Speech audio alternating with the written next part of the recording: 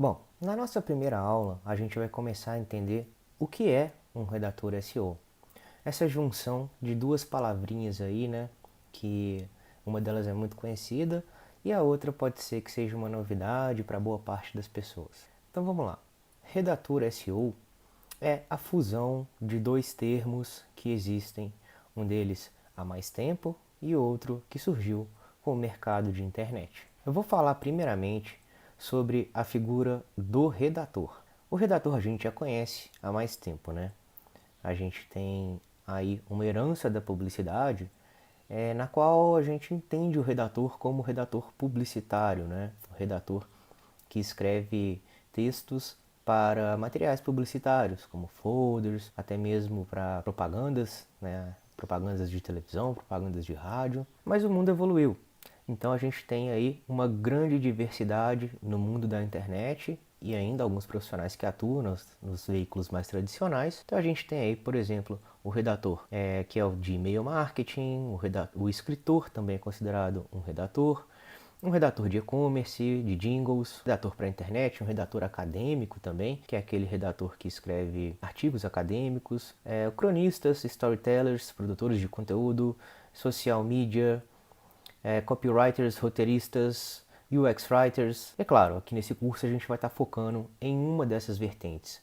É importante a gente aprender que existem essas diversas variações porque a gente precisa compreender aonde a gente se posiciona, qual é a nossa função nesse sentido, qual é a função de um redator SEO, beleza? Então, essas aí são alguns dos tipos de redatores, não são todos, podem ser que existam outros, pode ser que alguns não estejam aí nessa lista, mas esses são alguns dos fundamentos, né? Basicamente, aquela pessoa que vive de escrita, cujo texto é sua principal função, sua principal usabilidade, é o que ele faz, certo? O que faz um redator, né?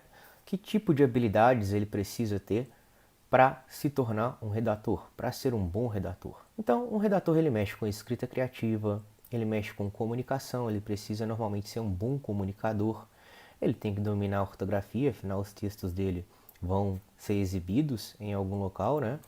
Os textos têm que ser coerentes e tem que ter coesão.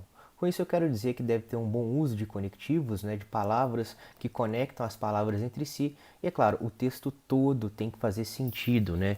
Ele tem que ter uma conexão do primeiro parágrafo, tem que fazer sentido lá no último. Você não pode colocar informações que se contradizem em diferentes pontos do texto. Adaptação ao público, que no mundo do marketing é muito comum, né? Para cada público você escreve de uma maneira. Adequação do direcionamento, que é basicamente você se adequar ao que o seu cliente precisa, né? Ele vai te dar ali algumas instruções e você precisa saber transmitir aquilo que ele quer, a ideia que ele quer, com palavras, de maneira simples, de maneira fácil, de maneira prática. Tem que ter também capacidade de convencimento, algo que muitas vezes é atribuído a um copywriter, né, que é basicamente você estimular a pessoa, o consumidor, ou no caso aqui o usuário de internet, a realizar alguma ação desejada por você. Síntese, isso é muito importante, principalmente na redação SEO, que é basicamente você saber dizer muitas coisas com poucas palavras, né? Basicamente a capacidade de resumo que você tem, sem perder qualidade na informação, é claro, sem perder profundidade, beleza? Contexto, né? Você precisa entender todo o contexto para o qual você está escrevendo, qual é o seu público-alvo. No marketing a gente chama de persona esse conceito, né? Para quem você está escrevendo, entender e saber redigir de maneira que fique bem claro para aquela persona, para aquela pessoa que você está redigindo e que aquelas informações fiquem bem claras, bem nítidas, que ela consiga entender sem maiores dificuldades, levando em conta, claro, todo o contexto, tudo que tem dentro do texto e fora do texto. E o storytelling, que é uma técnica de contar histórias, que é uma técnica de atrair o leitor, uma técnica para manter o seu leitor conectado ao texto, para gerar empatia e com isso fazer com que ele se sinta estimulado a continuar a leitura. Beleza? Passando mais um tópico aí, a gente tem a área de SEO. O que é SEO? Esse termo aí pode ser um pouco... você pode achar diferentes versões de como ele é pronunciado, tá? eu pronuncio assim, SEO, que são as palavrinhas em inglês SEO, ou seja, SEO. Search Engine Optimization. Em português, otimização para mecanismos de busca. O que é um mecanismo de busca? Um mecanismo de busca é um robô, é uma ferramenta tecnológica, né, criada para facilitar a busca do usuário. Isso vai estar presente desde o começo lá da internet, né? Então, a internet tem milhares e milhares de páginas. Como fazer para você encontrar a página que você procura, né?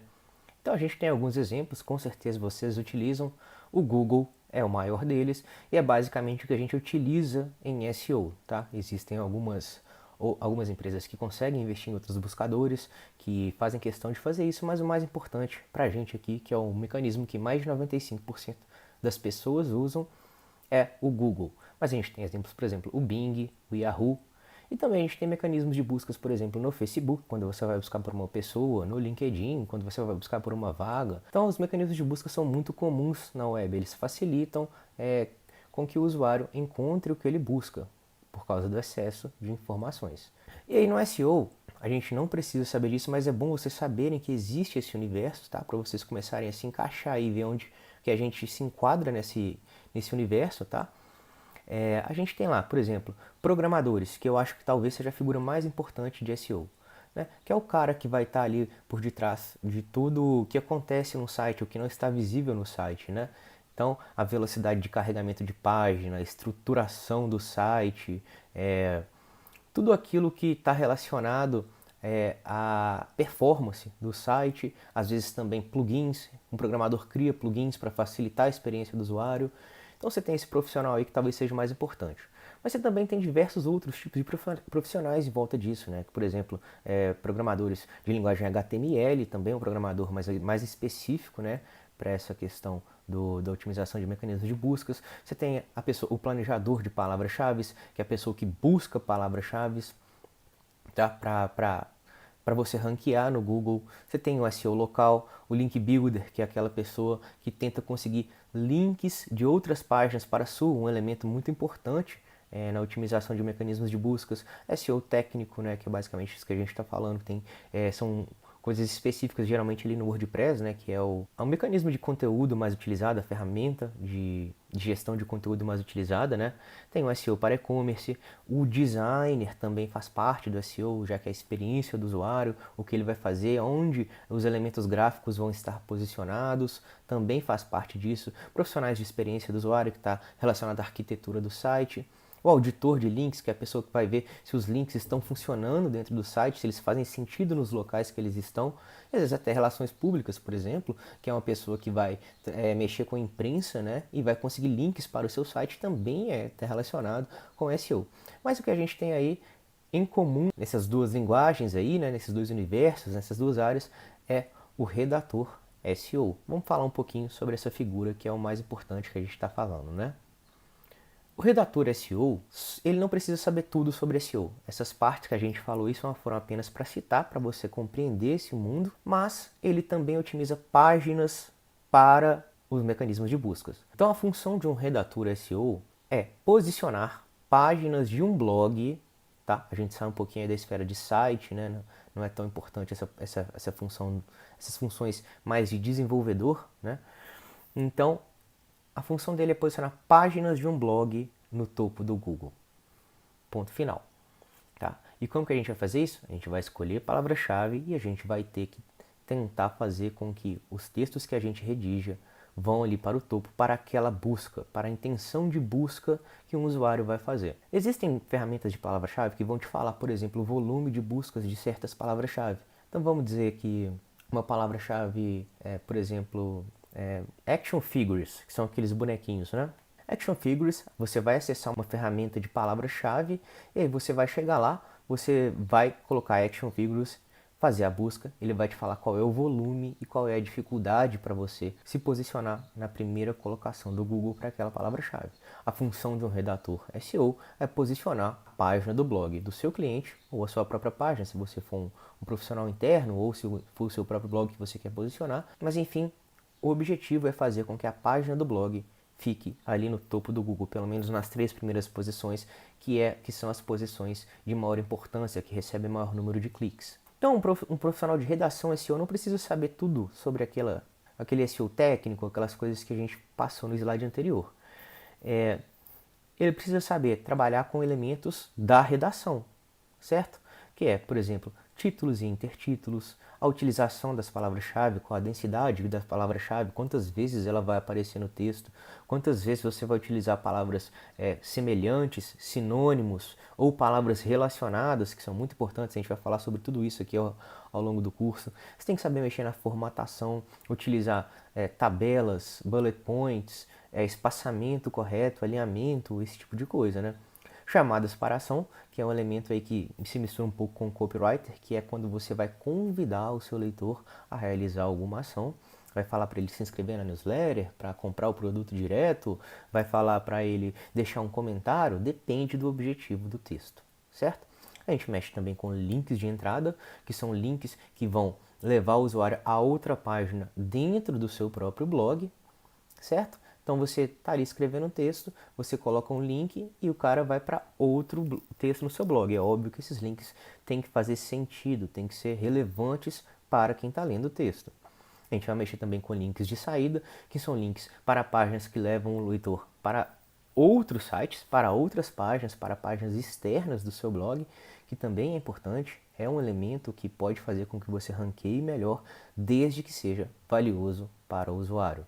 Beleza? A gente vai mexer com o tamanho do texto e o tempo de permanência, que na minha opinião são duas métricas muito relacionadas, né? Então o tamanho do texto é o número de caracteres que ele vai ter, né? O tamanho mesmo, o número de parágrafos. Existem diversas maneiras que você pode escrever tanto um texto de 500 palavras quanto um texto de 10.000 palavras. Existem diferentes artigos aí bem posicionados no Google e esse é um elemento importante para a gente. O tempo de permanência é o tempo de permanência na página. Quanto tempo o seu usuário fica na página? Eu gosto de chamar a aliança desses dois termos aí, do tamanho do texto, o tempo de permanência de taxa de magnetismo. Ou seja, quanto maior o seu texto, maior tem que ser o tempo de permanência dele na página. Significa que o seu texto está envolvente, está legal. Beleza? Topic Clusters e Pillar Posts, que é basicamente estratégias em que existem alguns poucos textos que são aqueles que são realmente relevantes para o negócio, que são textos geralmente maiores, mais completos, mais bem feitos, com multimídia, com vídeos, com imagens, com infográficos, e os outros textos do blog vão fazer parte ali de uma estrutura que você vai apenas alimentar esses textos mais fortes, mais poderosos, certo? Planejamento de pautas, tá? Que basicamente é encontrar a palavra-chave, definir persona.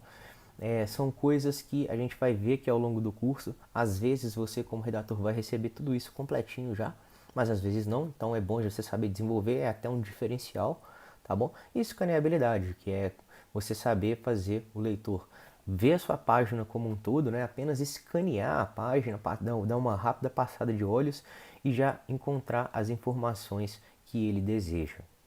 Beleza? Alguns terminhos aí podem estar um pouco complexos, podem estar um pouco avançados, mas fiquem tranquilos que a gente vai falar sobre cada um deles no texto e você vai sair daqui sabendo fazer todos eles. Por que é importante a gente saber disso? Porque isso aumenta o seu valor, você entende por que você está fazendo isso e, é claro, a qualidade do seu texto, a qualidade do que você entrega será melhor e você vai fazer disso uma tarefa profissional e não amadora, como a gente vê em muitos lugares aí na internet hoje. Então, para finalizar aqui, um redator SEO, ele alia técnicas de escrita, técnicas de redação tradicionais, né, com otimização. Com isso eu quero dizer o quê?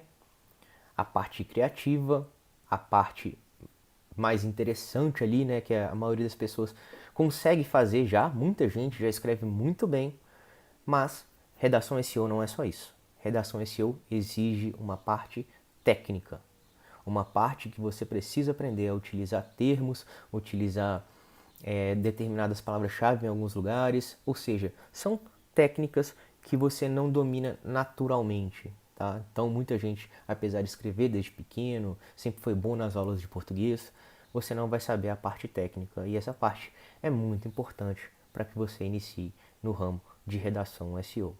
Beleza? Finalizando, Criatividade mais técnica é igual redação SEO. Beleza? A gente se vê na próxima aula.